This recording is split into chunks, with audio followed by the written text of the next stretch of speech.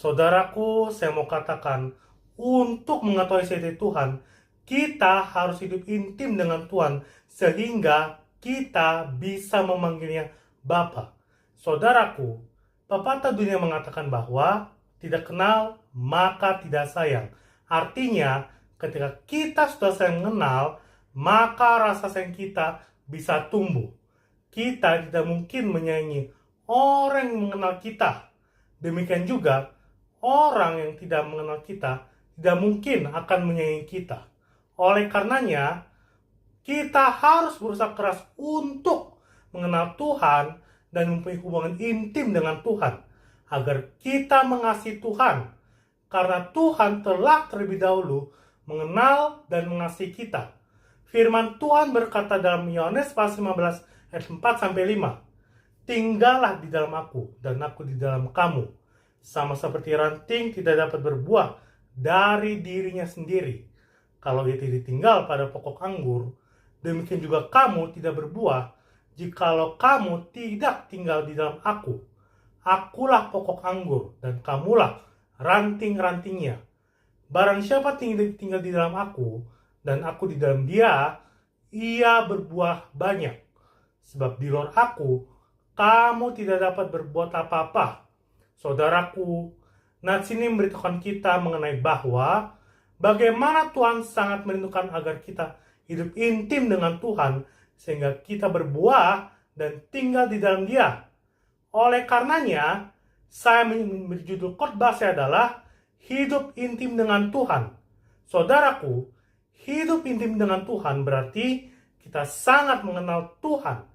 Tuhan itu Maha Kudus dan menguduskan kita. Dan kita juga harus mau kalau kudus kalau kita ingin mengenal Tuhan. Firman Tuhan berkata, "Kuduslah kamu karena aku kudus."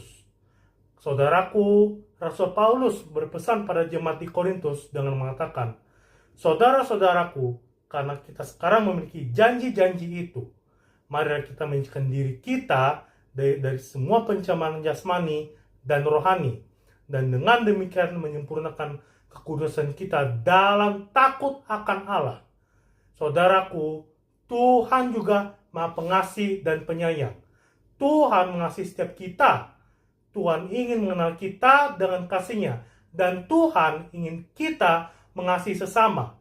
Saudaraku, pertanyaannya, bagaimana agar kita hidup intim dengan Tuhan? Yang saya ketahui di sini adalah ada 2 poin. Yang pertama, hidup intim melalui doa. Bisa kita bagi dalam 2 poin, yaitu yang pertama, doa sebagai penyembahan dan pengagungan.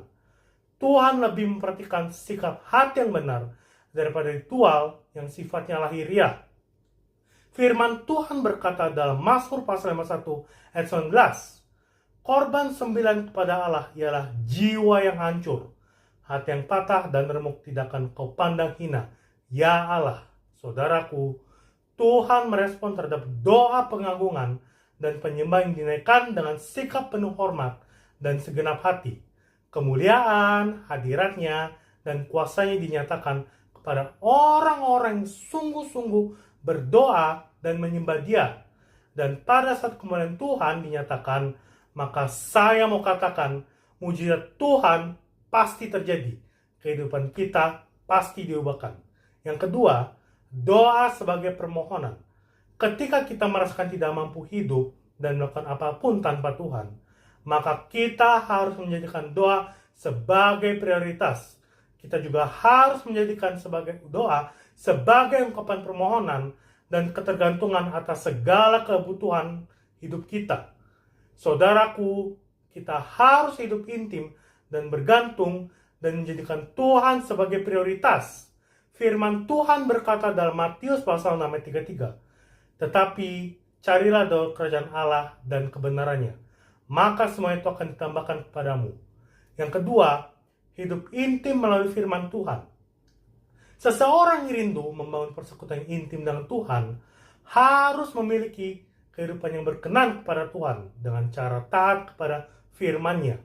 Mazmur 119 ayat 105 berkata, "Firman-Mu itu pelita bagi kakiku dan terang bagi jalanku." Yang ketiga, yang terakhir, hidup intim melalui pujian dan penyembahan. Pujian dan penyembahan adalah pengakuan langsung terhadap sifat-sifat Allah. Karena itu, seseorang yang datang menyembah haruslah menyembahnya dalam kekudusan dalam roh dan kebenaran. Mazmur 146 ayat 2 berkata, Aku hendak memuliakan Tuhan selama aku hidup, dan bermazmur bagi Allahku selagi aku ada. Tuhan tertarik dan mencari orang-orang yang menyembah Dia dalam roh dan kebenaran. Saudaraku, hidup intim dengan Tuhan membutuhkan komitmen dan kerelaan hati. Hati kita harus kita sucikan sehingga mampu menuruti firman Tuhan dan tinggal di dalam Dia. Ketika kita tidak mampu, maka Roh Kudus akan menuntun dan mengajari kita. Tuhan Yesus memberkati kita. Haleluya. Amin. Immanuel.